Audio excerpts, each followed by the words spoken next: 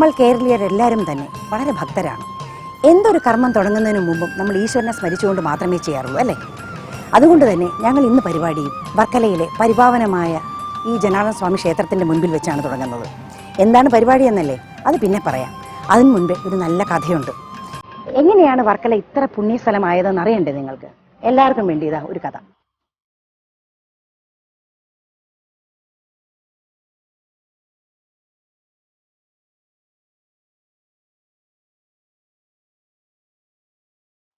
പണ്ട് ഈ പ്രദേശത്ത് ബ്രഹ്മദേവൻ ഒരു യാഗം നടത്തി പോലും. യാഗത്തിൽ മുഴുകിയ ബ്രഹ്മദേവൻ തന്റെ സൃഷ്ടി തന്നെ മറന്നുപോയി. അപ്പോൾ വിഷ്ണു ഭഗവാൻ ഇവിടെ അവതരിച്ച് അദ്ദേഹത്തിന്റെ കർമ്മത്തെക്കുറിച്ച് ഓർമ്മിപ്പിച്ചു. അത് കഴിഞ്ഞ് നാരദമുനിയും വിഷ്ണു ഭഗവാനും കൂടി ഇതിൽ ആകാശമാർഗേണ പോകുന്ന സമയത്ത് ബ്രഹ്മദേവൻ വിഷ്ണുവിനെ കണ്ട് നമസ്കരിക്കുന്ന സമയത്ത് പ്രജാപതികൾ അത് കണ്ട് കളിയാക്കി. മകനെ നോക്കി അദ്ദേഹം നമസ്കരിക്കുകയാണോ എന്ന് പറഞ്ഞു. പക്ഷേ ബ്രഹ്മദേവൻ പറഞ്ഞു, അല്ല, ഞാൻ അതിനു മുമ്പേ പോയ വിഷ്ണുവിനെ കണ്ടാണ് നമസ്കരിച്ചത്. ഇത് അറിഞ്ഞ് പ്രജാപതികൾക്ക് വളരെ ദുഃഖമുണ്ടായി. അപ്പോൾ അവരുടെ പാപം തീർക്കാനായി എന്തെങ്കിലും ഒരു മാർഗം പറഞ്ഞു തരണമെന്ന് അവർ ബ്രഹ്മദേവനോട് അപേക്ഷിച്ചു. അങ്ങനെ അപേക്ഷിച്ചപ്പോൾ നാരദമുനി അദ്ദേഹത്തിന്റെ വൽക്കലം ഊരി എറിഞ്ഞു. ആ സ്ഥലത്തിരുന്ന് നിങ്ങളുടെ എങ്ങനെയാണ് വർക്കല ഇത്ര പുണ്യസ്ഥലമായതെന്ന് അറിയണ്ടേ നിങ്ങൾക്ക്? എല്ലാവർക്കും വേണ്ടി ഇതാ ഒരു കഥ.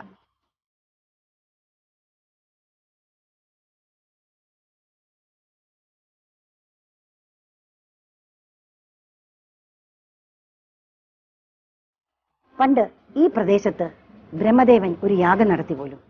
യാഗത്തിൽ മുഴുകിയ ബ്രഹ്മദേവൻ തന്റെ സൃഷ്ടി തന്നെ മറന്നുപോയി. അപ്പോൾ വിഷ്ണു ഭഗവാൻ ഇവിടെ അവതരിച്ച് അദ്ദേഹത്തിന്റെ കർമ്മത്തെക്കുറിച്ച് ഓർമ്മിപ്പിച്ചു. അത് കഴിഞ്ഞ് നാരദമുനിയും വിഷ്ണു ഭഗവാനും കൂടി ഇതിൽ ആകാശമാർഗേണ പോകുന്ന സമയത്ത് ബ്രഹ്മദേവൻ വിഷ്ണുവിനെ കണ്ട് നമസ്കരിക്കുന്ന സമയത്ത് പ്രജാപതികൾ അത് കണ്ട് കളിയാക്കി. മകനെ നോക്കി അദ്ദേഹം നമസ്കരിക്കുകയാണോ എന്ന് പറഞ്ഞു. പക്ഷേ ബ്രഹ്മദേവൻ പറഞ്ഞു, അല്ല, ഞാൻ അതിനു മുമ്പേ പോയ വിഷ്ണുവിനെ കണ്ടാണ് നമസ്കരിച്ചത്. ഇത് അറിഞ്ഞ് പ്രജാപതികൾക്ക് വളരെ ദുഃഖമുണ്ടായി. അപ്പോൾ അവരുടെ പാപം തീർക്കാനായി എന്തെങ്കിലും ഒരു മാർഗം പറഞ്ഞു തരണമെന്ന് അവർ ബ്രഹ്മദേവനോട് അപേക്ഷിച്ചു. അങ്ങനെ അപേക്ഷിച്ചപ്പോൾ നാരദമുനി അദ്ദേഹത്തിന്റെ വൽക്കലം ഊരി എറിഞ്ഞു. ആ സ്ഥലത്തിരുന്ന് നിങ്ങളുടെ പൂജ ചെയ്യുകയാണെങ്കിൽ നിങ്ങളുടെ എല്ലാ പാപത്തു നിന്നും മോചനം കിട്ടുമെന്ന് ബ്രഹ്മദേവൻ അനുഗ്രഹിക്കുകയും ചെയ്തു. അങ്ങനെ വൽക്കലം ഊരി എറിഞ്ഞ സ്ഥലമാണ് വർക്കലയായത് എന്നാണ് കഥ. പുണ്യപാവന സ്ഥലമായതുകൊണ്ട് തന്നെ നമ്മൾ ഇവിടെ വന്ന് പിതൃക്കൾക്ക് തർപ്പണവും ബലിയും ഒക്കെ ചെയ്യുന്നു. ഇനി ഏറ്റവും മനോഹരമായ മറ്റൊരു സ്ഥലത്തേക്കാണ് നമ്മുടെ യാത്ര.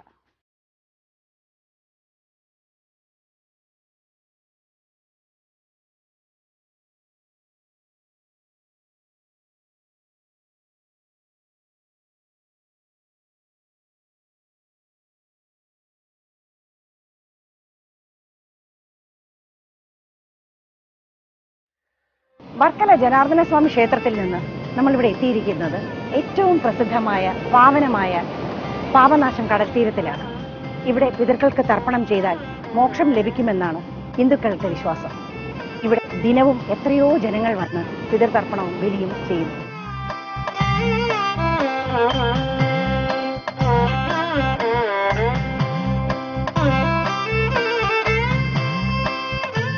പാപനാശം കടൽത്തീരം ബലിതർപ്പണത്തിന് മാത്രമല്ല, ഇവിടുത്തെ വെള്ളത്തിൽ കുളിച്ചാൽ പല അസുഖങ്ങൾക്കും മരുന്നാണെന്ന് കൂടി വിശ്വാസമുണ്ട്.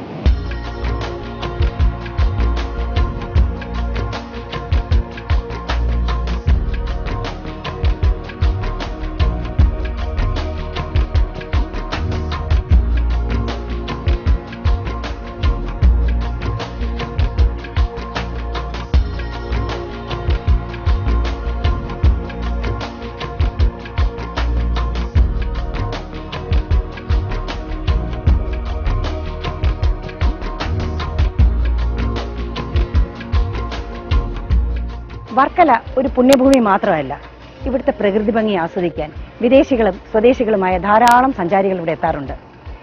ഇവർക്ക് ആതിഥേയത്വം നിർവഹിക്കുവാൻ ഇന്ത്യയിലെ പ്രമുഖ ഹോട്ടൽ ചെയിനായ താജ് ഗ്രൂപ്പ് ഓഫ് ഹോട്ടൽസും ഇവിടെയുണ്ട്. ഇന്ന് ഞാൻ നിൽക്കുന്നത് താജ് ഗ്രൂപ്പിന്റെ ഗേറ്റ് വേ ഹോട്ടലിന്റെ മുമ്പിലാണ്.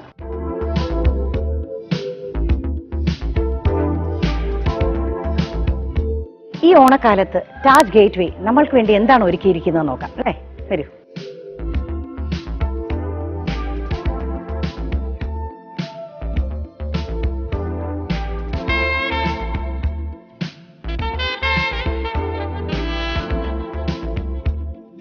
Let me introduce you first. നമ്മുടെ പ്രേക്ഷകർക്ക് അറിയേണ്ട ഒരു കാര്യമാണ്, ഡെന്നിസ് ഇവിടുത്തെ GM ആണ്.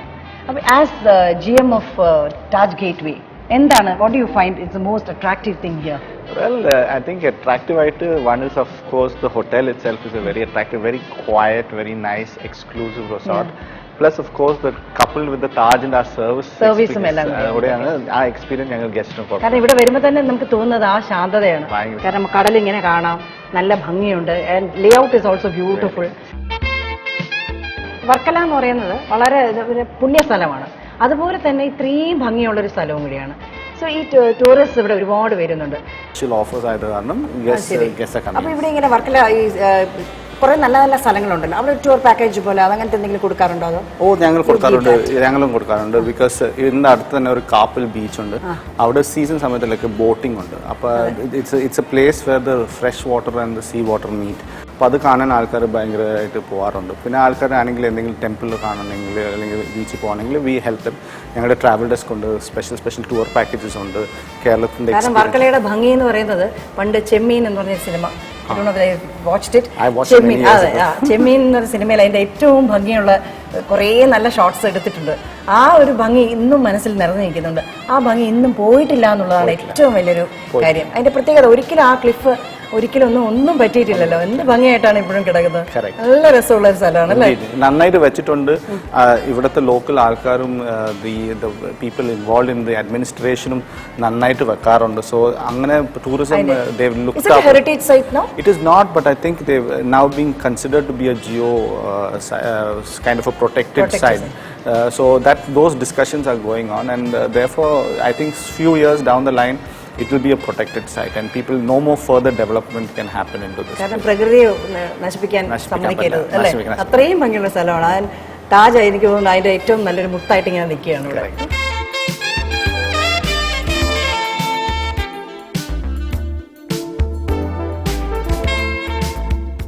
അപ്പോൾ ഇന്ന് ഇപ്പോൾ ഓണക്കാലം, ഓണവിരുന്ന് കാത്തിരിക്കുകയാണ് നമ്മുടെ പ്രേക്ഷകർ. അപ്പൊ എന്താണ് നമ്മുടെ ആരാണ് ഇവിടെ ഒരുക്കുന്നത് ഇന്ന്? ഇന്ന് ഞങ്ങൾ ഇൻട്രൊഡ്യൂസ് എന്റെ ഷെഫായിട്ട് ബിജോയ് നായരാണ്. Very good. അപ്പോൾ he is going to give you something very traditional ആയിട്ട് പക്ഷേ ഡിഫറെന്റ് ഡിഷസ്. ഓണസദ്യയിൽ സാധാരണയായിട്ട് കാണാത്ത കുറച്ച് ഡിഷാണ്, പക്ഷേ it is very very traditional and it is going to be something you will പ്രേക്ഷകരും ഇഷ്ടപ്പെടും. അപ്പൊ എന്താണെന്ന് റിവീൽ ചെയ്തിട്ടില്ല. അപ്പം എന്തോ നല്ല ഏറ്റവും നല്ല ഒരു 2 ഡിഷാണെന്ന് തോന്നുന്നു ഒരുക്കിയിരിക്കുന്നത് അല്ലേ? So we'll go for that. Indeed. First let us meet Bijoy then. Definitely.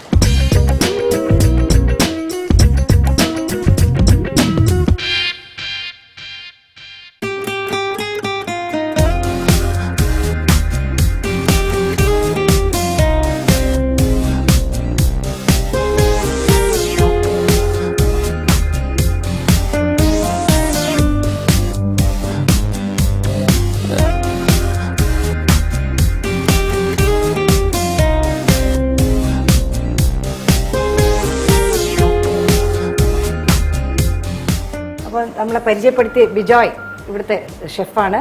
അപ്പോൾ ബിജോയ് ആണ് നമുക്കിന്ന് നല്ല 2 റെസിപ്പി റെഡിയാക്കി വെച്ചിട്ടുണ്ടെന്ന് GM പറഞ്ഞു. എന്താണ് അത്? സീക്രട്ട് ആണോ? സീക്രട്ട് അല്ലല്ലോ. സീക്രട്ട് ഒന്നുമല്ല, എനിക്കിപ്പോൾ ഡിസ്ക്ലോസ് ചെയ്യാം. ഡിസ്ക്ലോസ് ചെയ്യണം, ആവേശത്തിലാണ്. ഓക്കെ. ഒരെണ്ണം നമ്മൾ ബ്രിഞ്ചോൾ കൊണ്ട് ഉണ്ടാക്കുന്ന ഉപ്പിച്ചാർ എന്ന് പറഞ്ഞിട്ട് ഒരു കറി. ഉപ്പിച്ചാർ. ശരി, അപ്പോൾ ഞാൻ കേട്ടിട്ടില്ല. ഓക്കെ, അത് നമ്മുടെ നോർമൽ സദ്യയിലൊക്കെ കാണാത്ത കാര്യങ്ങളാണ്. വളരെ ട്രഡീഷണൽ ആയിട്ടുള്ള ബ്രാഹ്മിൻസിന്റെ ഫുഡാണ്. ഓണത്തിന്റെ time it's more or less like ഒരു ഹിന്ദു ഫെസ്റ്റിവൽ പോലെയല്ലേ, എല്ലാവരും സെലിബ്രേറ്റ് ചെയ്യെങ്കിലും മോർ കോമൺ. അപ്പോൾ വളരെ ട്രഡീഷണൽ ആയിട്ട് അമ്മൂമ്മമാരായിട്ട് കൊണ്ടുവരുന്ന റെസിപ്പീസ് ആണ്. വീട്ടിലുള്ളവരോടൊക്കെ ചോദിച്ചു കഴിഞ്ഞാൽ അറിയാം, പക്ഷേ നോർമലായിട്ട് നമുക്ക് പുറത്ത് സദ്യയായിട്ട് പക്ഷെ ഇതും ഒരു സദ്യയുടെ ഭാഗമായിട്ട് തന്നെ ഉള്ളതാണ്. പിന്നെ ഉള്ളതെന്ന് പറഞ്ഞാൽ ഡെസേർട്ട് ആണ്, സ്വീറ്റ്. അത് ഇളനീർ പായസം. ഇളനീർ കൊണ്ട് പായസം കേരളത്തിന് തനതായിട്ടുള്ള ഒരു കാര്യം. പായസം എന്ന് പറഞ്ഞാൽ ആദ്യം നമ്മുടെ മനസ്സിലേക്ക് വരുന്നത് ചൂടോടെ പഴം അല്ലെങ്കിൽ പപ്പടം കൂട്ടി കഴിക്കുന്ന ചൂട് പായസം. ഇത് കോൾഡ് പായസമാണ്. ശരി, ചില്ല് ചെയ്താ കഴിക്കുന്നത്, തണുപ്പിച്ച് കഴിക്കണം. അപ്പൊ 2 ചൂട് പായസം കഴിച്ചു കഴിഞ്ഞിട്ട് നമുക്ക് ഈ തണുത്ത പായസം കഴിക്കുന്നത് ലൈക്ക് കൂളന്റ്. സാധാരണ നമ്മള് പാൽപായസം ബോളി കൂട്ടി കഴിക്കും, അതേപോലെ. അത് ബോളി തന്നെയാണോ കൂട്ടി കഴിക്കുന്നത്? അല്ല, ഇത് ബോളി അല്ല, ഇത് നമ്മൾ റോസ്പെറ്റിൽ ഫ്ലേവർ ചെയ്ത് ഒരു ഡിഫറെന്റ് തിങ്. ഗേറ്റ്വേയുടെ speciality. That's a speciality from us. Okay, very good. ഈ ബ്രിഞ്ചോൾ ഉപ്പിച്ചാർ അല്ലേ, എന്താണ് അതിന്റെ ഒരു പ്രത്യേകത എന്ന് പറയുന്നത്? അതൊരു കറിയായിട്ടാണോ അല്ല അത് കറി തന്നെയാണ്, അത് കാളൻ പോലെയുള്ള ഒരു കറിയാണ്. അത് ശരി. പക്ഷേ വളരെ സിമ്പിൾ ആയിട്ടുള്ള ഇൻഗ്രീഡിയൻസ്, അധികം ഒന്നുമില്ലാതെ നമുക്ക് ശരീരത്തിന് ദോഷമില്ലാത്ത നല്ല കാലറി കുറഞ്ഞ നല്ലൊരു ആഹാരം. ബിജോയ് പല റെസിപ്പീസ് റിസർച്ച് ചെയ്യാറുണ്ടോ? ഞങ്ങൾ ഇവിടെ ടീമായിട്ടാണ് റിസർച്ച് ചെയ്യുന്നത്. ഓ ശരി. ഞങ്ങൾക്ക് ഒരു ഓർഗാനിക് ഗാർഡൻ ഉണ്ട് താഴെ. ഇപ്പം ഇവിടെയൊക്കെ കാണാൻ പോകണം, കാരണം ഇവിടെ പല പല സംഭവങ്ങളും ഉണ്ട്. അതൊക്കെ GM ഷെഫാണോ കൊണ്ടുപോകാൻ പോകുന്നത്?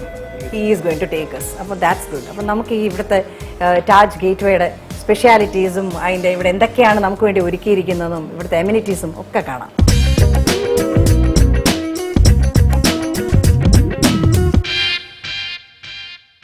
GM പറഞ്ഞു ഇവിടെ കുറേ കാര്യങ്ങളുള്ളത്, അപ്പോൾ അതൊന്ന് കാണണം. കാരണം പ്രേക്ഷകർക്കും പറഞ്ഞ ഓണ സമയത്ത് ഒരു വിഷ്വൽ ട്രീറ്റും കഴിക്കുന്നതിനോടൊപ്പം ഒരു വിഷ്വൽ ട്രീറ്റ് നമുക്ക് കൊടുക്കണ്ടേ? അപ്പോൾ എന്താണ് ഇവിടെ ഉള്ളത്? നോർമലി നമ്മൾ ഫോക്കസ് ചെയ്യുന്നത് ഒരു വളരെ ഡൗൺ ടു എർത്ത് ആയിട്ടുള്ള basic ayurvedic kind of which is good for body.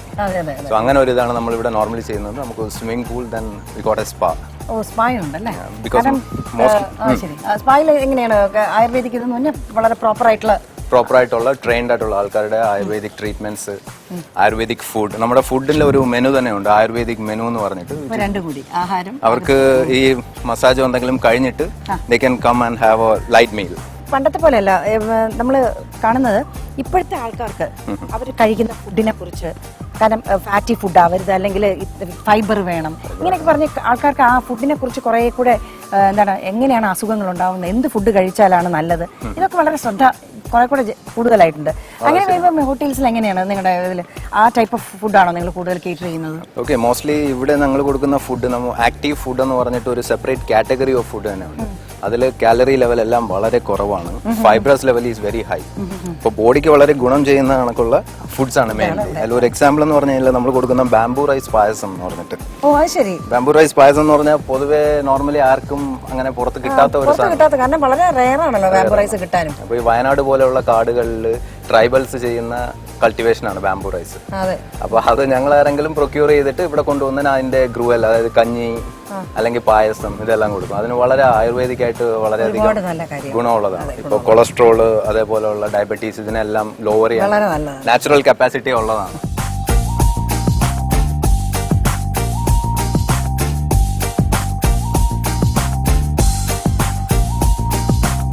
ഇവിടെ ഈ പല പ്രോഡക്ട്സ്, ഇപ്പൊ നേരത്തെ പറഞ്ഞില്ലേ മുളയരിയുടെ കാര്യം, അതൊക്കെ വളരെ എന്താ പറയുക, കമോഡിറ്റി വളരെ കുറച്ചായിട്ട് കിട്ടുന്ന കാര്യങ്ങളാണ് അല്ലേ? You can get it in, അതും സീസണിലുമാണ്. ഇവിടെ സാധാരണ വെജിറ്റബിൾസ് ഒക്കെ എന്ത് ചെയ്യും? ഇതിപ്പോ ഞാൻ കാണുന്നുണ്ട് ഒരു വെജിറ്റബിൾ പാച്ച് ഇവിടെ. ഓക്കെ, ഞങ്ങളിവിടെ നോർമലി ഇത് ഹോട്ടലിന്റെ സ്റ്റാഫ് തന്നെ ഇനിഷ്യേറ്റീവ് എടുത്ത് ചെയ്യുന്ന ഒരു വെജിറ്റബിൾ ഗാർഡൻ ആണ്. അത് ശരി. ഇതിന്റെ അഡ്വാൻറ്റേജ് എന്ന് പറഞ്ഞാൽ ഇത് പ്യൂർലി ഓർഗാനിക് ആണ്. പുറത്തുനിന്നുള്ള അങ്ങനെ പെസ്റ്റിസൈഡ്സോ വേസ്റ്റോ ഒന്നും നമ്മൾ യൂസ് ചെയ്യാറില്ല. ഇവിടെ വരുന്നത് തന്നെ ഫുഡിന്റെ വേസ്റ്റ് എല്ലാം ഇട്ടിട്ടാണ് ഇത് മെയിൻറ്റെയിൻ ചെയ്യുന്നത്. ഈവൻ നമ്മുടെ ഗസ്റ്റ് തന്നെ താഴെ വന്ന് ഇത് കാണാറുണ്ട്. So we make special dish out of it. ഇത് തന്നെ അവർക്ക് ഇഷ്ടപ്പെട്ട ഒരു ഇൻഗ്രീഡിയന്റ് എടുത്തിട്ട് അത് വെച്ച് തന്നെ ഡിഷ് ഉണ്ടാക്കി അവർക്ക് കൊടുക്കും. So they really happy.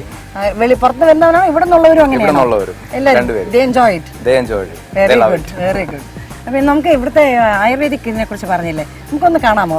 തീർച്ചയായും, പ്ലീസ്. നേരത്തെ പറഞ്ഞ ആയുർവേദിക് സെന്റർ ആണ് ഇതല്ലേ?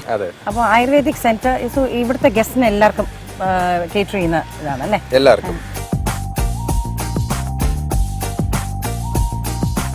കാരണം ഇവിടെ ഇതിനകത്ത് ഇപ്പം നമുക്ക് കയറി കാണാൻ പറ്റാത്തതെന്ന് പറഞ്ഞാൽ ഒരുപാട് ഗസ്റ്റ് അവർ ട്രീറ്റ്മെന്റിലൊക്കെ ചെയ്തുകൊണ്ടിരിക്കുകയാണ്. അപ്പം ഇതാണ് ayurvedic centre. So it's a very good immunity which is being provided by Taj അല്ലേ? Very good. നമ്മുടെ പ്രേക്ഷകർക്ക് അറിയേണ്ട ഒരു കാര്യമാണ്, അതായത് ഈ താജ് ഗേറ്റ് വേ അല്ലെങ്കിൽ താജിൽ നല്ല നല്ല റെസിപ്പീസ്, വളരെ എന്താ പറയുക, നമ്മൾ കഴിക്കാൻ വന്നിരിക്കുമ്പോഴത്തേക്ക് നല്ല റെസിപ്പീസ് ആയിരിക്കും.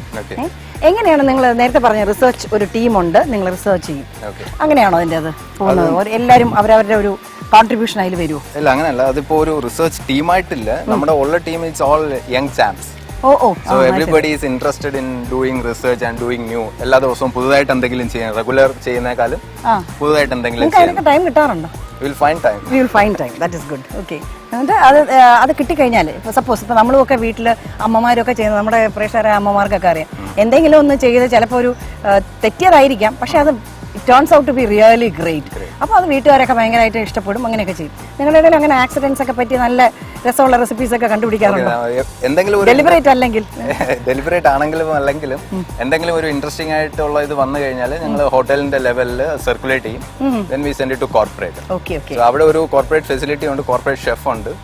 എന്നിട്ട് if the recipe is good enough അത് will take it in to menu as well. അങ്ങനത്തെ ഇൻസിഡൻസ് സംഭവിച്ചിട്ടുണ്ട്. അങ്ങനെയുള്ള ഇന്നോവേഷൻസ് മെനുവിൽ വന്ന ഇൻസിഡൻസ് ഉണ്ട്. പക്ഷേ ഇപ്പൊ ലോക്കലി മെയ്ഡ് ആയിട്ടുള്ള ഒരു അല്ലെങ്കിൽ ലോക്കലി പ്രൊക്യൂർ ചെയ്യാൻ പറ്റുന്ന ഒരു കാര്യമാണെങ്കിൽ how can it be circulated? അവിടെ കൊണ്ടാക്കാൻ പറ്റുമോ? സപ്പോസ് നമ്മുടെ കേരളത്തിൽ ഉണ്ടാവുന്ന ഒരു സാധനം അത് can it happen somewhere else? Like കൽക്കട്ടയിലോ അവിടെ ഇവിടെ കൊടുക്കാൻ പറ്റുമോ? കാരണം ഈ ബാംബൂ റൈസ് പായസം എന്ന് പറഞ്ഞാൽ നേരത്തെ പറഞ്ഞത് തന്നെ ഞങ്ങൾ ഇവിടെയാണ് അത് സ്റ്റാർട്ട് ചെയ്തത്. പക്ഷെ ഇപ്പൊ ബാംഗ്ലൂർ ഗേറ്റ് വേയിൽ അത് സെർവ് ചെയ്യുന്നുണ്ട്. Okay okay okay, we will serve it. Like we will send the bamboo rice to Bangalore. ശരി, നിങ്ങൾക്ക് പ്രൊക്യൂർമെന്റ് ഒരു പ്രശ്നമല്ല അല്ലേ? പ്രൊവൈഡ് നേച്ചർ തരികയാണെങ്കിൽ നിങ്ങൾ ഉണ്ടാക്കിയിരിക്കും. Because end of the day it's all Taj.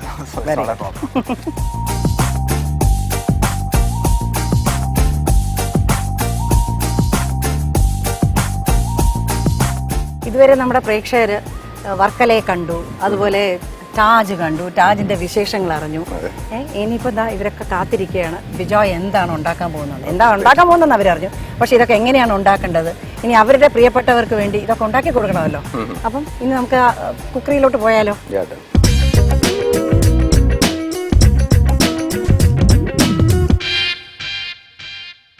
നമ്മൾ വർക്കലയുടെ ഭംഗി കണ്ടു, താജ് ഗേറ്റ് വേയുടെ ഭംഗിയും കണ്ടു. അപ്പോൾ ഷെഫ് നമ്മുടെ അടുത്ത് പറഞ്ഞ ഒരു കാര്യമാണ്, 2 നല്ല റെസിപ്പീസ് പ്രേക്ഷകർക്ക് വേണ്ടി തയ്യാറാക്കുന്നു അല്ലേ? അത് അതിന്റെ പേരും പറഞ്ഞിട്ടുണ്ട്. ആദ്യം പറഞ്ഞത് വഴുതനങ്ങ ഉപ്പിച്ചാറ്. ആ പേരിന് തന്നെ ഒരു പ്രത്യേകത ഉണ്ട് അല്ലേ? അപ്പൊ അതിന്റെ ഒരു എന്താണ് അത്? ഉപ്പിച്ചാറ് എന്ന് പറയുന്നത് ഉപ്പിലിടും എന്തെങ്കിലും ചാറും കൂടെ ഒന്നിച്ച് ചേർന്ന് അങ്ങനെ വന്നതാണോ? ഇല്ല, അതിന്റെ ഉപ്പും ഇതും കൂടെ ഉള്ള ഒരു ബേസിക് ആയിട്ടുള്ള കറി. വളരെ കോംപ്ലക്സ് ഒന്നുമല്ല, വളരെ സിമ്പിൾ ആയിട്ടുള്ള. ഇപ്പൊ ഇൻഗ്രീഡിയൻസ് നോക്കിയാൽ തന്നെ നമുക്ക് കാണാം, വളരെ കുറച്ച് ഇൻഗ്രീഡിയൻസ് മാത്രമേ ഉള്ളൂ. വളരെ കുറച്ച് ഇൻഗ്രീഡിയൻസ് ആണ് ഇവിടെ വെച്ചിരിക്കുന്നത്. അപ്പൊ നമുക്ക് ഇൻഗ്രീഡിയൻസ് ഒന്ന് പറഞ്ഞു കൊടുത്താൽ വളരെ. ഇതെന്തായിരുന്നു? അത് തേങ്ങ ചെറുതായിട്ടൊന്ന് റോസ്റ്റ് ചെയ്തതാണ്, റെഡ് ചില്ലി ഇട്ടിട്ട്, മുളകിട്ടിട്ട്, വറ്റൽ മുളക് ഇട്ടിട്ട് ലൈറ്റ് ആയിട്ട് ഒന്ന് ചൂടാക്കി ഈ കളർ വരുന്ന രീതി. അടുത്തത് അത് കടുക്, കറിവേപ്പില, ഇത് വറ്റൽമുളക്, ഉപ്പ്, വെളിച്ചെണ്ണ, തൈര്. ഇത്രയേ ഉള്ളൂ. തേങ്ങയും മുളകും കൂടി ഒന്ന് ചെറുതായിട്ടൊന്ന് ചൂടാക്കി വെച്ചിട്ടുണ്ട്. കടുകുണ്ട്, മുളകുണ്ട്, കറിവേപ്പില, ഉപ്പ്, എണ്ണ, തൈര്. ഇത്രയേ ഉള്ളൂ. അത്രേ ഉള്ളൂ. അതെ. ഇനിയിപ്പം അതിന്റെ ഇതെന്താണത്? ഇത് ഈ മിക്സ്ചറും തൈരും കൂടെ മിക്സിയിലിട്ട് ഒന്ന് പേസ്റ്റ് ആക്കി വെച്ചേക്കുന്നത്, അരച്ചു വെച്ചിരിക്കുകയാണ്. അതാണ് അതിന്റെ ബേസിക് ആയിട്ടുള്ള മസാല. ഈ മസാലയാണത്. അതിന്റെ കൂടെ ഇത് വഴുതനങ്ങ ഫ്രൈ ചെയ്തത് ഓയിലിൽ വറുത്ത് കോരി വെച്ചാൽ അത് അധികം കുക്കായിട്ടില്ല, ജസ്റ്റ് ഒന്ന് എടുത്തിട്ടേ ഉള്ളൂ. ബാക്കി കുക്ക് ചെയ്യുന്നത് ഈ മസാലയിലാണ്. ഈ ബേസ് ഇതിൽ വെച്ചിട്ട് നമുക്ക് വേറെ ഏതെങ്കിലും വെജിറ്റബിൾ വെച്ച് ചെയ്യാൻ പറ്റുമോ? അത് വഴുതനങ്ങ ഉപ്പിച്ചാറെന്ന് പറയുന്നത് അതിൻ്റെതായിട്ടുള്ള ഒരു വഴുതനങ്ങയാണ് ഏറ്റവും ബെസ്റ്റ്, കാരണം അതിന്റെ ഫ്ലേവർ ഏറ്റവും നന്നായിട്ട് മാച്ച് ചെയ്യും. വേറെ വെജിറ്റബിൾസും യൂസ് ചെയ്യാവുന്നേ ഉള്ളൂ, പക്ഷേ ഇതാണ് ബെസ്റ്റ് കോമ്പിനേഷൻ. അപ്പൊ ഈ കോമ്പിനേഷൻ തന്നെ നമുക്ക് ചെയ്യാം അല്ലേ? എന്താ തുടങ്ങാല്ലേ? നമുക്ക് എങ്ങനെയാണ് ചെയ്യുന്നത്?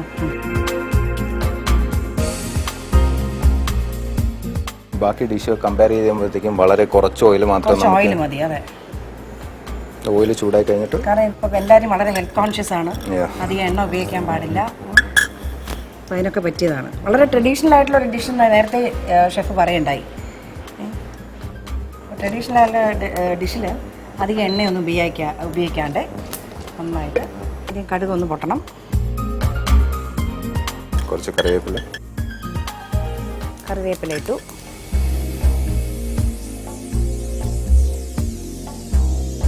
അത് കഴിഞ്ഞ് മുളക് ജസ്റ്റ് ഒന്ന് മൂത്ത് വരണം അല്ലേ?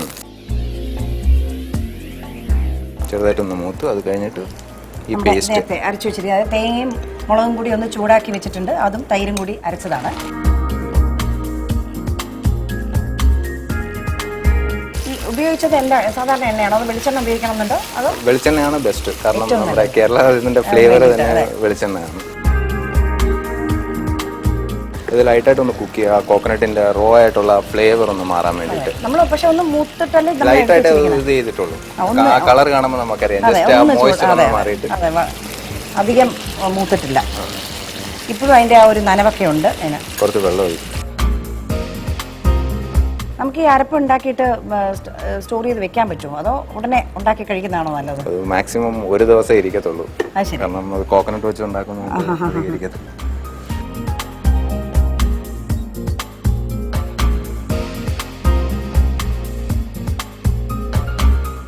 ഇതൊരു മെയിൻ ഡിഷ് ആയിട്ടാണ് ഉപയോഗിക്കുന്നത് അതോ നമ്മൾ മെയിൻ അതായത് ചോറിന്റെ കൂടെ ഇപ്പം നമ്മൾ കാളനും ഓളനൊക്കെ കഴിക്കുമ്പോൾ ഒരു അക്കോമ്പനിമെന്റ് പോലെ. അത് ശരി. കാരണം പൊതുവേ നമ്മൾ അധികം കേൾക്കാത്ത ഒരു ഡിഷാണിത്. അധികം കേട്ടിട്ടില്ലല്ലോ. നമ്മൾ സാധാരണ സദ്യക്കൊക്കെ വിളമ്പുമ്പോൾ ബാക്കിയെല്ലാം കാണും. ഈ പറഞ്ഞ പോലെ കാളനും മോലനും ഇങ്ങനത്തെ കൂട്ടുകറി ഇങ്ങനത്തെ ഒക്കെ നമ്മൾ സാധാരണ കാണുന്നതാണ് സദ്യക്ക് പോയാലും കേരളം ത്രൂ ഔട്ട്.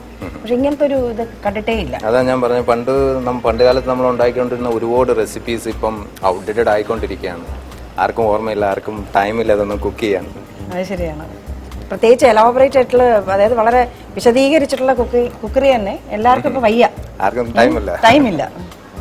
ഞങ്ങൾ ഇടയ്ക്കൊക്കെ ഇങ്ങനെ ബ്രാഹ്മിൻസിന്റെ കൂട്ടായിട്ട് താമസിക്കുന്ന സ്ഥലത്തൊക്കെ പോയിട്ട് അവരുടെ വീട്ടിൽ അവരെന്താ കുക്ക് ചെയ്യുന്നതെന്നൊക്കെ നോക്കിയിട്ട് അവരുടെ ഹോം മെയ്ഡ് റെസിപ്പീസ് നമ്മൾ ചെയ്ത് നോക്കാറുണ്ട്. അതുപോലെ എല്ലാ ടൈപ്പ് ഓഫ് അതായത് ഇപ്പം പല ഓരോന്നും ഓരോ ഇതുണ്ടല്ലോ. കേരളത്തിൽ തന്നെ പലതരത്തിലുള്ള കുക്കറി ഉണ്ട്. ഇപ്പൊ പലതും മൺമറഞ്ഞു പോയിട്ടുണ്ട്.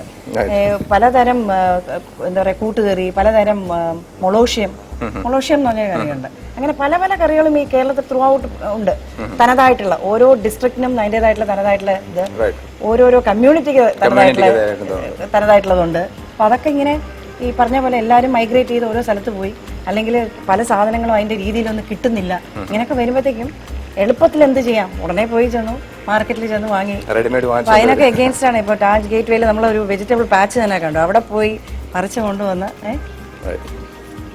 അങ്ങനെ അതാ ഇത് എന്താ പറയുക, ഓരോരോ വീട്ടുകാരും അവരവരുടെ ഒരു ചെറിയൊരു അടുക്കളത്തോട്ടം ഉണ്ടാക്കി ഓണ സമയത്തോ അങ്ങനെയൊക്കെ അവരവരുടെ പച്ചക്കറിയൊക്കെ പറിച്ചെടുക്കും. അത് വളരെ സിമ്പിൾ ആയിട്ടുള്ള കാര്യം അല്ലേ? പറിച്ചെടുത്ത് കൊണ്ടുവന്ന് നമ്മൾ എന്തെങ്കിലും ഒന്നോ രണ്ടോ വെജിറ്റബിൾസ് നമ്മുടെ പറമ്പിൽ നിന്ന് തന്നെ എടുക്കുമ്പോൾ അതിൻ്റെതായിട്ടുള്ളൊരു പ്രത്യേകതയും കാണും. ഇത് നന്നായിട്ട് കുറുകണോ? കുറച്ച് തിക്കാവണം, ആ കോക്കനട്ടിന്റെ ഇത് വരാൻ വേണ്ടിയിട്ട്. അല്ലെങ്കിൽ ആ ഒരു പച്ചയായിട്ടുള്ള ഒരു ചുവ നമ്മുടെ ഫീൽ. പക്ഷെ ഇത് രണ്ട് രീതിയിൽ കഴിക്കാം. നമുക്കിപ്പം റൈസിന്റെ കൂടെയാണ് കഴിക്കണമെന്നുണ്ടെങ്കിൽ നമുക്ക് കുറച്ച് തിന്നായിട്ട് കഴിക്കാം. ഇതേപോലെ ലൂസ് ആയിട്ടുള്ള പുളിശ്ശേരിയൊക്കെ പോലെ ഒഴിച്ചു കൂട്ടാൻ പോലെ കഴിക്കാം. അതല്ലാന്നുണ്ടെങ്കിൽ നമുക്ക് തിക്കായിട്ട് ഉണ്ടാക്കിയിട്ട് അങ്ങനെയാണെങ്കിൽ തേങ്ങ ഈ പേസ്റ്റ് ഇടുന്നതിന്റെ കൂടെ ഇത്രയും വെള്ളം ഒഴിച്ച് കുക്ക് ചെയ്യേണ്ട കാര്യമില്ല. കുറച്ച് വെള്ളം കുറച്ചിട്ട് തിക്കായിട്ട് ഉണ്ടാക്കി ഒരു തൊട്ട് കൂട്ടാൻ പോലെ കഴിക്കാം നമുക്ക്, അച്ചാറൊക്കെ പോലെ. അതുകൊണ്ടാണ് ആ രണ്ടും കൂടി വന്നത്. അങ്ങനെയായിരിക്കും അല്ലേ? വഴുതനങ്ങ ഉപ്പിച്ചാറ്, ഉപ്പിലിട്ടതുപോലെ ആണെങ്കിൽ കുറച്ച് ചാറായിട്ട് കഴിക്കണമെങ്കിൽ അങ്ങനെ.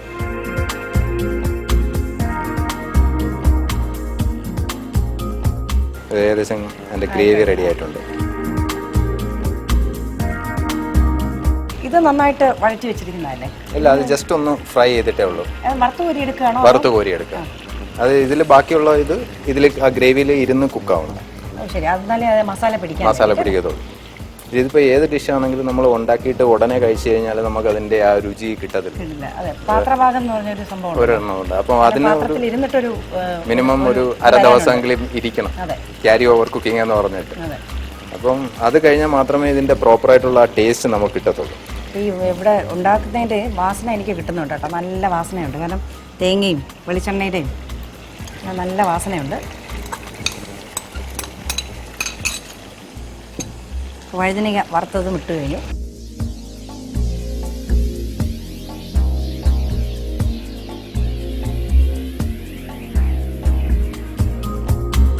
അത് ഇട്ട് കഴിഞ്ഞാൽ പിന്നെ കുറച്ച് ചെറുതായിട്ടുള്ള തീയിൽ കുറച്ച് നേരം സിമ്മർ ചെയ്യണം. അതിൻ്റെ ആവുന്ന ഒരു പാകം ഒന്നും കൂടി ശരിയാവണമെങ്കിൽ. വളരെ എളുപ്പം ഉണ്ടാക്കിയ ഡിഷാണ്. അപ്പോൾ അതുകൊണ്ട് തന്നെ നമ്മൾ വിചാരിക്കണം എളുപ്പം ഉണ്ടാക്കിയില്ലേ, അപ്പോൾ അതിന് അത്ര വലിയ സ്വാദം ഉണ്ടോ? എന്തായാലും നോക്കിയിട്ട് ഞാൻ പറഞ്ഞുതരാം. കണ്ടിട്ട് നന്നായിരിക്കണം. വെള്ളം ഒന്ന് വറ്റി ഒന്ന് ചെറുതായിട്ട് കുറുകണം. രണ്ട് തരത്തിലെടുക്കാമെന്നാണ് ഷെഫ് പറഞ്ഞിരിക്കുന്നത്. അതായത് കുറച്ച് വെള്ളമായിട്ട് എടുത്താലും നമുക്ക് ഒഴിച്ചു കൂട്ടാം അല്ലേ? ഒഴിച്ചു കൂട്ടി കഴിക്കാം. മറ്റേതാണെങ്കിൽ തൊട്ട് കൂട്ടാം. ഇതിപ്പോൾ നമ്മുടെ മാങ്ങ ഒഴിച്ചു കൂട്ടാൻ്റെ കൺസിസ്റ്റൻസി ആയി. ഇനി ഇരുന്നൊന്ന് കുറുകില്ലേ തേങ്ങയൊക്കെ ഉള്ളതുകൊണ്ട് അല്ലേ? പക്ഷെ ഇത് തൽക്കാലം നമ്മൾ ഇത് വച്ചേക്കുന്നില്ല, ഇപ്പൊ തന്നെ കഴിക്കാം. കാരണം അതിന്റെ വാസനയൊക്കെ അടിക്കുമ്പോൾ നമുക്ക് തോന്നും, കഴിക്കാൻ തോന്നും. It's ready. അപ്പോൾ ഒരു ഇത് റെഡി ആയിട്ടുണ്ട്. വളരെ ചൂടായിട്ടിരിക്കുകയാണ്. ഇതെല്ലാം കൂടെ ഒന്നിച്ച് എനിക്ക് വേണം. പിന്നെ എല്ലാം കഴിഞ്ഞിട്ട് നമുക്ക് സ്വാദ് നോക്കാം അല്ലേ? ശരി.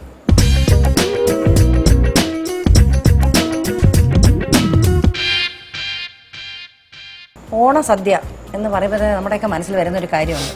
പായസം, പാൽപ്പായസം, അടപ്രഥമൻ, ഇങ്ങനെ പലതരം പായസമാണ്. പായസത്തിന് എന്താ പറയുക, അൺലിമിറ്റഡ് പായസമുണ്ട് അല്ലേ, വെറൈറ്റി ഉണ്ട്. അപ്പം കുട്ടികൾക്കൊക്കെ പാൽപ്പായസം, ചില കുട്ടികൾക്കൊക്കെ പാൽപ്പായസമാണ് ഇഷ്ടം, കാരണം വെളുത്ത് നിറം. കാരണം പലർക്കും ഒരു മനസ്സിനകത്തൊരിതുണ്ട്, കറുത്ത പായസം കുടിച്ചാലേ കറുത്ത് പോവോ, അതുകൊണ്ട് വെളുത്ത പായസം തന്നെ കുടിക്കാന്ന് പറഞ്ഞ് കൊച്ചു കുട്ടികളൊക്കെ പാൽപ്പായസം. അതുമാത്രമല്ല അവർക്ക് ഇഷ്ടം പാൽപ്പായസത്തിനോടാണ്. അതുപോലെ നമ്മളിപ്പം നോക്കിയിട്ട് കുറേ തരം പായസങ്ങളുണ്ട്, നമ്മൾ പ്രതീക്ഷിക്കാത്ത തരം. ഞാനൊരു സ്ഥലത്ത് നിന്ന് കഴിച്ചത് ചേന കൊണ്ടുള്ള പായസം. ചേന നല്ല വേവിച്ചുടച്ച് നന്നായിട്ട് ചെയ്ത് ശരിക്കും കടലപ്പരിപ്പ് പ്രഥമൻ വെച്ച പോലെ തന്നെ ഇരിക്കും. അങ്ങനെ മാങ്ങ കൊണ്ട് ഇനിയിപ്പോൾ എന്ത് കിട്ടിയാലും പായസം വെക്കാം എന്നുള്ളൊരു അവസ്ഥയാണ്. പിന്നെ പലതരം പായസം. ടാജിൽ ഇവിടെ എന്തൊക്കെ തരം പായസമാണ് സാധാരണ കൊടുക്കാറ് നമ്മുടെ ഓണ വിഭവത്തിനോ അല്ലെങ്കിൽ അല്ലാതെ തന്നെ ഗസ്റ്റിനൊക്കെ? ഓക്കെ, നോർമലി നമ്മൾ ഈ കടലപ്രഥമൻ, അടപ്രഥമൻ അങ്ങനെയുള്ള കൊടുക്കുന്നതിനേക്കാളും നേരത്തെ പറഞ്ഞ പോലെ ഫ്രൂട്ട് ബേസ്ഡ് ആയിട്ടുള്ള ഒരുപാട് ഇവിടെ കുറേ വിദേശികളൊക്കെ വരുന്നതല്ലേ.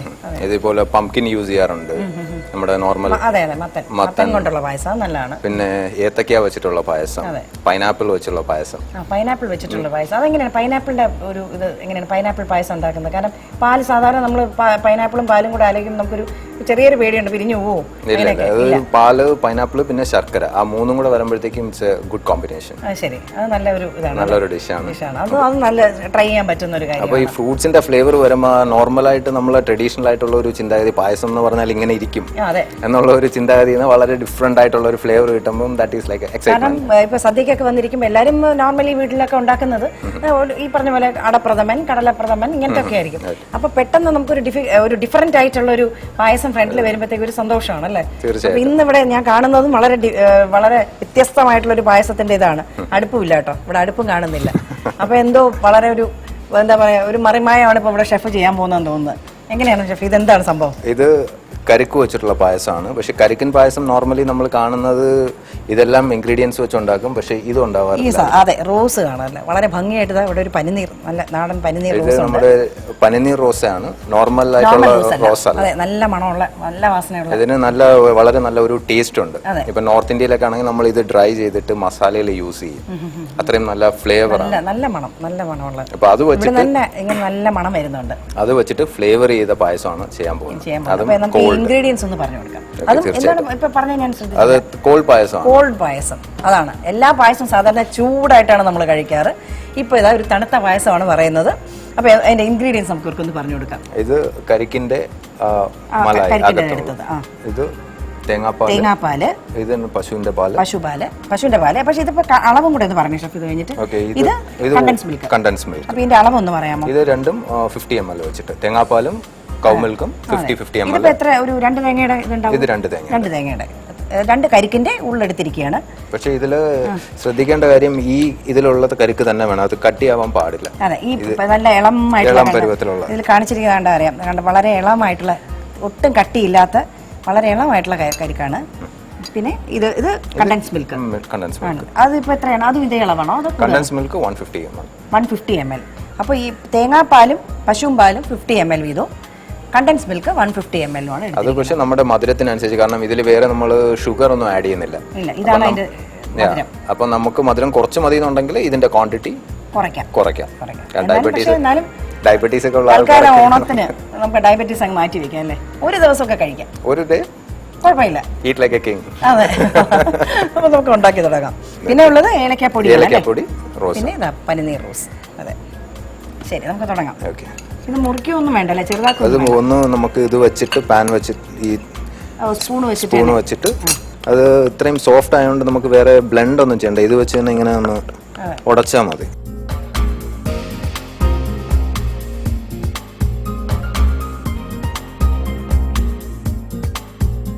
ചെറിയ ചെറിയ അട പോലെ, നമ്മൾ പാലടയ്ക്കൊക്കെ ഉണ്ടാക്കുന്ന അടയുടെ ഒരു ചെറിയ ഷേപ്പിലാണ് ഇതാക്കിയിരിക്കുന്നത്. കാരണം മിക്സിയിലൊക്കെ ഇട്ട് അടിക്കുമ്പോൾ ആകെ ഇതായിപ്പോ, അപ്പോൾ കൈ കൊണ്ട് തന്നെ ഒന്ന്, കാരണം മിക്സിയിൽ അടിച്ചു കഴിഞ്ഞാൽ ഇത് വളരെ കൺസിസ്റ്റൻസി അങ്ങ് മാറിപ്പോകും. അതെ, ഇതിൽ വേണമെന്നുണ്ടെങ്കിൽ നമുക്ക് കരിക്കിന്റെ വെള്ളം വേണമെങ്കിൽ കുറച്ച് യൂസ് ചെയ്യാം ഇതില്. ശരി. ഇപ്പം ചില ആൾക്കാർക്ക് തേങ്ങാപ്പാലിന്റെ ഇത് അത്രയ്ക്ക് ഇഷ്ടമായിരിക്കില്ല, അങ്ങനെയുള്ള ആൾക്കാർക്ക് കരിക്കിന്റെ വെള്ളം വേണമെങ്കിൽ യൂസ് ചെയ്യാം. പക്ഷേ ഈ കരിക്ക് എടുത്തു കഴിഞ്ഞാൽ ആ കരിക്കിന്റെ ഇതൊക്കെ എടുത്തിട്ട് അതിന്റെ കൂടെ ആ വെള്ളം അങ്ങ് ഉപയോഗിക്കാം അല്ലേ.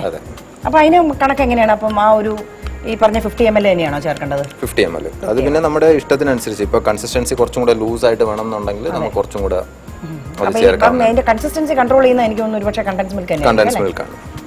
ചില ആൾക്കാർക്ക് തിക്കായിട്ടിരിക്കുന്ന പായസം ഇഷ്ടപ്പെട്ടു. ഇതെന്തായാലും കുട്ടികൾക്ക് ഇഷ്ടപ്പെടും കേട്ടോ, കാരണം എല്ലാം വളരെ സോഫ്റ്റ് ആയിട്ടുള്ള ഇതാണ്, പിന്നെ ചൂടും ഇല്ല, തണുത്ത പായസം. തേങ്ങാപ്പാല്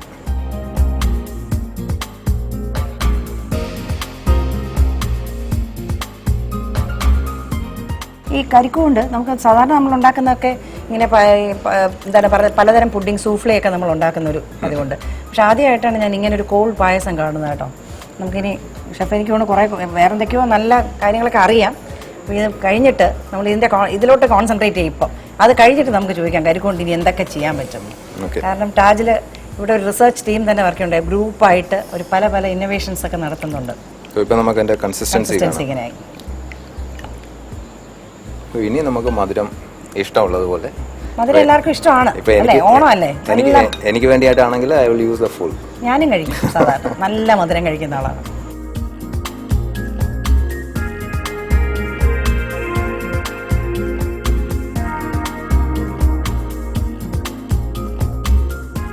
ഇതാണ് വാസ്തവത്തിൽ നളപാചകം എന്ന് പറയുന്നത്. കാരണം പണ്ട് നളന്റെ ഒരു കഥ പറയും. നളൻ ഒരു മഹാരാജാവിൻ്റെ അടുത്ത് കാട്ടിലൊക്കെ പോയി, രാജാവാണ്, പക്ഷേ ഒരു വലിയ കഥയാണ്, അത് അത്രയൊന്നും പറയാൻ പറ്റൂല ഇപ്പം, കാരണം സമയമൊന്നുമില്ല. പക്ഷെ ഒരു പാചകം ചെയ്യാനായിട്ട് അഗ്നി കൊടുക്കില്ല, ഒന്നും കൊടുക്കാതെ നളൻ പാചകം ചെയ്തെടുത്തൊരു കാര്യമുണ്ട്. ഇതാ കണ്ടില്ല, അഗ്നി ഇല്ലാതെ ഒരു പാചകം ഇവിടെ നടന്നിരിക്കുകയാണ്.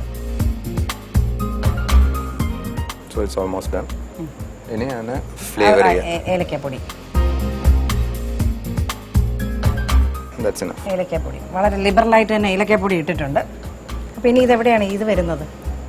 അത് ശരി, അത് അതിന് ഭംഗി കൂട്ടാനാണ് കേട്ടോ, നല്ലൊരു കോമ്പിനേഷൻ ആയിരിക്കും. ഇതൊക്കെ കൂടെ ഒരു നല്ല എന്താ പറയുക, അമ്പലപ്പുഴ പാൽപ്പായസത്തിൻ്റെ കളറിൽ വന്നിട്ടുണ്ട്. അപ്പോൾ ഇതിൽ കുറച്ചും കൂടെ ലൂസായിട്ട് ടൈറ്റ് ആയിട്ട് വേണമെന്നുണ്ടെങ്കിൽ ഇത് ചേർക്കാം, കണ്ടൻസ് മിൽക്ക് ചേർത്ത് കൺസിസ്റ്റൻസി ചെക്ക് ചെയ്യാം. അതെ, കുറച്ചും കൂടെ ചേർക്കാൻ തോന്നുന്നു അല്ലേ? ആ മധുരം അല്ലേ, കുറച്ചും കൂടെ ചേർത്താൽ നമുക്ക് മധുരത്തിന് ഒട്ടും കുറയ്ക്കേണ്ടെന്നാണ് എനിക്ക് തോന്നുന്നത്. ഓക്കെ, ഓണമല്ലേ? ഓണമായിരുന്നു, അതെ.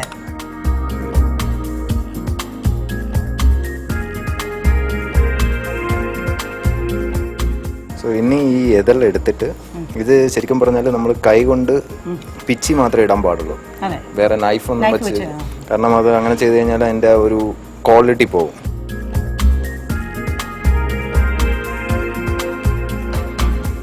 നല്ല ഭംഗിയായിട്ടുണ്ട് കേട്ടോ, നല്ലൊരു കോമ്പിനേഷൻ കാണാം. ഇപ്പോൾ അടുത്ത് ഇത് കാണുമ്പോൾ നിങ്ങൾക്ക് മനസ്സിലാവും എത്ര ഭംഗിയാണെന്നറിയോ.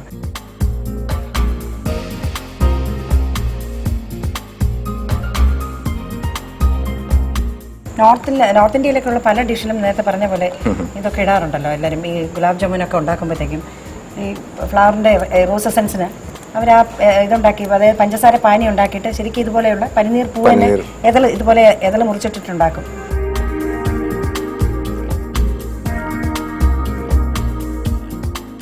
It's almost ready. ഇനി ഇതെന്താ ചെയ്യാന്ന് വെച്ച് കഴിഞ്ഞാൽ ചില്ല് ചെയ്യണം. മിനിമം ഒരു 1 hour 1.5 hour ഫ്രിഡ്ജിൽ വെച്ച് ചില്ല് ചെയ്യണം. അതിനുള്ള ക്ഷമയുണ്ടോ എന്ന് എനിക്കൊരു സംശയമുണ്ട്. ഇനി ഒരു 1.5 hours ഫ്രിഡ്ജിൽ വെക്കുക അല്ലേ? ഇപ്പോഴും എനിക്ക് തോന്നുന്നു നല്ല മധുരമായിരിക്കും, നല്ല സ്വാദായിരിക്കും. കാരണം ഫ്രിഡ്ജിൽ വെച്ചാൽ നല്ല, നേരത്തെ പറഞ്ഞല്ലോ കോൾഡ് പായസമാണെന്ന്. ഇത് നമ്മൾ സാധാരണ പാൽപ്പായസമൊക്കെ വിളമ്പുമ്പോൾ പാലിന്റെ എന്തെങ്കിലും വിളമ്പുമ്പോൾ ഒരു ബോളി വെച്ചിട്ട് വിളമ്പും. ഇതിന് അതിന്റെ ആവശ്യമില്ല, ബോളിയുടെ ആവശ്യമില്ല. ചില ആൾക്കാർക്ക് അങ്ങനെ കഴിക്കണം എന്നുണ്ടെങ്കിൽ അങ്ങനെ കഴിക്കാം. പക്ഷെ അപ്പോഴത്തേക്ക് ആ ഇതിന്റെ ഒറിജിനൽ ടേസ്റ്റ് മാറും. അതെ, ഇത് അങ്ങനെ തന്നെ ചെറിയ ഡിഷ് എടുത്ത് നല്ല ഇലയിൽ വിളമ്പുന്നതിനേക്കാൾ എനിക്ക് തോന്നുന്നു ഡിഷിൽ വിളമ്പി കഴിക്കുന്നതായിരിക്കും അല്ലേ, ചെറിയ കൊച്ച് ഇതിൽ. അങ്ങനെ ഇതാ 2 വിഭവം ഇപ്പോൾ ഓണത്തിന് വേണ്ടിയിട്ട് ഷെഫ് തയ്യാറാക്കിയത് റെഡി ആയിട്ടുണ്ട്. കണ്ടല്ലേ, നേരത്തെ വഴുതനങ്ങ ഉപ്പിച്ചാറും ഇപ്പോൾ ഇതാ വളരെ ഡിഫറൻ്റ് ആയിട്ടുള്ള ഒരു തണുത്ത പായസവും. അങ്ങനെ 2 ഡിഷ് നന്നാക്കി തന്നിട്ടുണ്ട്. ഏതായാലും ഇത് ടേസ്റ്റ് ചെയ്യാൻ പോവുകയാണ്. ടേസ്റ്റ് ചെയ്തിട്ട് കാര്യങ്ങൾ പറയാം. പക്ഷെ ടേസ്റ്റ് ചെയ്യാൻ നമ്മുടെ കൂട്ടത്തിൽ ഒരു ഫാമിലി വന്നിട്ടുണ്ട് ഇവിടെ. നമുക്ക് ആ ഫാമിലിയുടെ കൂടെ ഇരുന്ന് ടേസ്റ്റ് ചെയ്യാം, അവരുടെ ഇഷ്ടം അറിയാം.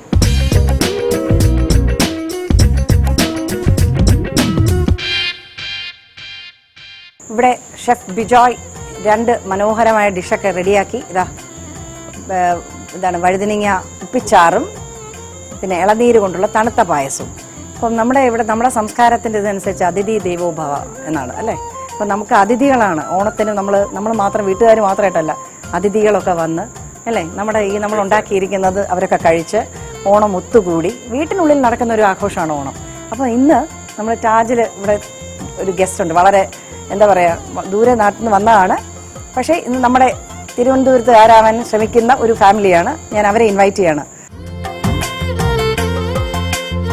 Dr. Murthy, wife Suman, and their pretty daughter Neha. Neha, you like Kerala? You have been here for quite some time? Yeah. Vijay uncle has given you a lot of nice, fantastic savories. Yes. Huh? Now you see, he has made one curry for you, one kheer for you. Would you like to try? Yes. Okay, you'll try and tell? Okay then. Why don't you try now? You must give it to your parents as well, okay? Okay. First, what will you have first? You'll have the dessert second, right? Yeah. Okay, okay. See. Taste and see. And you must tell it to the people, you know, people are watching. Okay? നമ്മുടെ പ്രേക്ഷകർക്ക് വേണ്ടി ഈ കൊച്ചു നേഹ പറഞ്ഞു തരും എങ്ങനെയുണ്ട് ഇന്നത്തെ വിഭവം എന്ന്. ഓണത്തിന് ഒരുക്കിയ വിഭവമാണ്, ഓണത്തിന് എല്ലാവരും ഒരുക്കേണ്ട വിഭവമാണ്. House it? Correct expression. ഇഷ്ടപ്പെട്ടു എങ്ങനെയുണ്ട്? ரொம்ப நல்லா இருக்கு. Very good. Please sir, why don't you also try?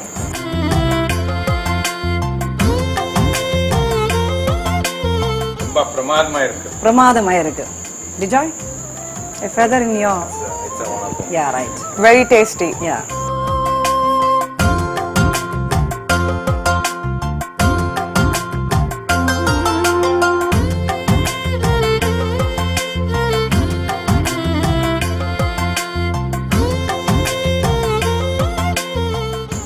Very sweet. That's what. Sweet Yeah, like very, Kerala. very unique. Sweet like I've never Kerala, had very a good. sweet with tender coconut. Yeah, because Very tasty. you know coconut. Usually we make hot payasam. We call it payasam, you know, in Kerala for Onam Sadhya. For Onam we make a Sadhya and payasam is given. So normally it is hot, but now you know the chef has prepared a special Cool payasam cool for the payasam. summer weather. Yeah, for summer weather. ഈ ഓണക്കാലത്ത് കഴിക്കാൻ പറ്റിയ നല്ല 2 dish chef ഉണ്ടാക്കി തന്നതിന് വളരെ നന്ദി. അതുപോലെ താജ് ഇവിടെ വന്ന് എല്ലാവരും നമ്മളുമായിട്ട് സഹകരിച്ചാണ് ഇപ്പോൾ നല്ല 2 ഡിഷസും ഇവിടെ തയ്യാറായിരിക്കുന്നത്. എല്ലാവർക്കും നന്ദി പറയുന്നു. അതുപോലെ വന്ന ഫാമിലിക്കും. Onam, just Onam, you won't be able to understand our Malayalam. Still, let us all say happy Onam to our viewers. Happy Onam.